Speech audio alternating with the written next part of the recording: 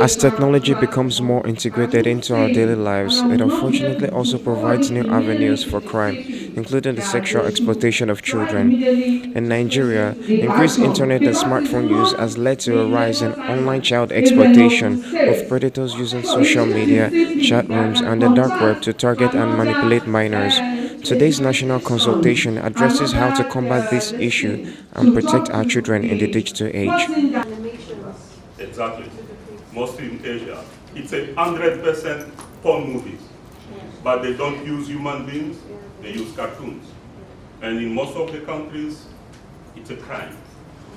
They also do something else. You can explain to me. They took someone who is 22 years old, but in kid uniform, because of the people who they want to watch child pornography, they want to watch children. Stakeholders and executives share their opinions regarding the pressing issue, outlining the dangers of social media, particularly its negative impact on children and their exposure to predators.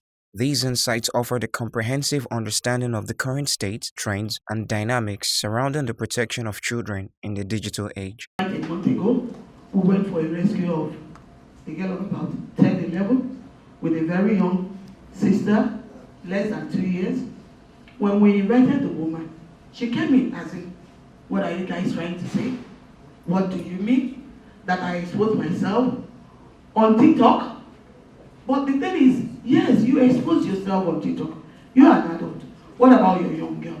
Even from TikTok video, we could see that the girl was skeptical. She was not willing to do that.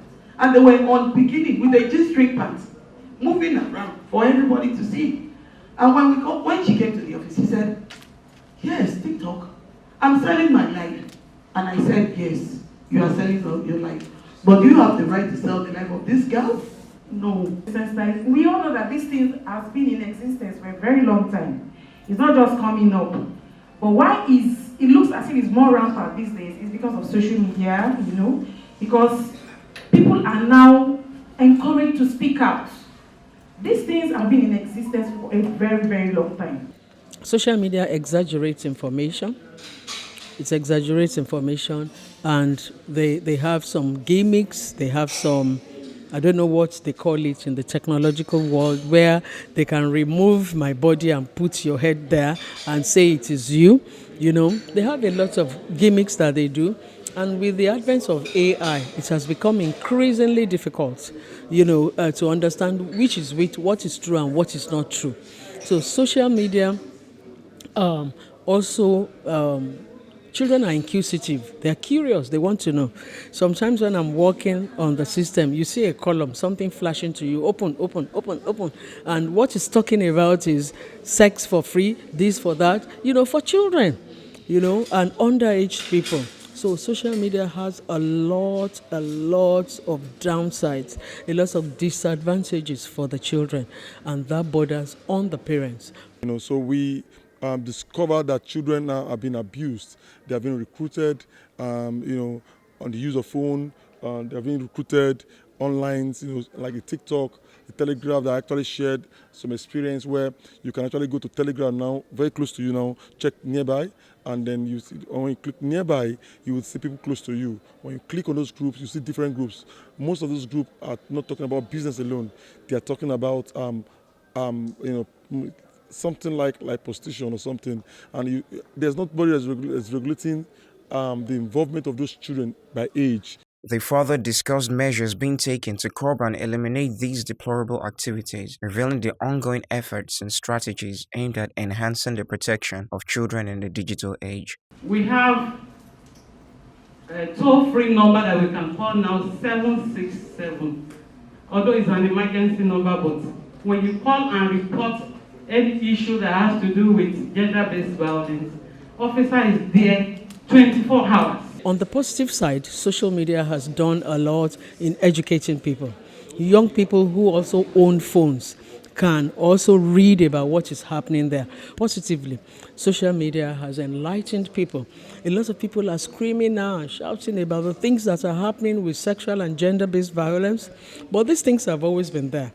But social media has brought it out. So every door, even in rural communities, you find out that if they have access to social media, they have some form of information about this and some form of enlightenment. People in recent time have actually been able to actually go to those groups, speak to these girls, and so we now need to regulate.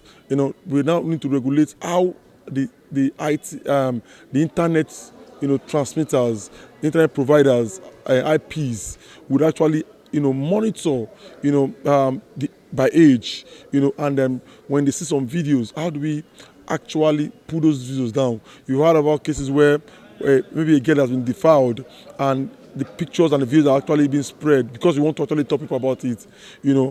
What we need to do is to actually work in synergy with these IPs so they can bring down those videos. When you make some words, they bring out those words, they close those channels, they close those things. So we also are partnering with social media and IPs on managing the situation. It's worrisome because the presence of these children, like you mentioned, is high.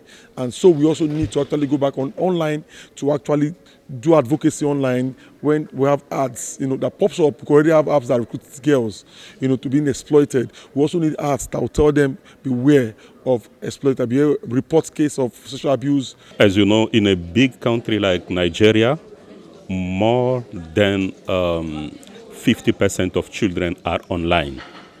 And we as civil society organizations, we need to work together with the private sectors. The private sector is those telephone company, Facebook, Instagram, and others. Together with the government, we need to build a strategy, a national strategy in Nigeria to protect children against all forms of sexual exploitation facilitated by technology, which we call online sexual exploitation of children. That's all we have for you today. Thank you for joining us as we work to shed light on the crucial issue of child exploitation in this digital age. Olanraju Adeniyi, Tech Pression TV.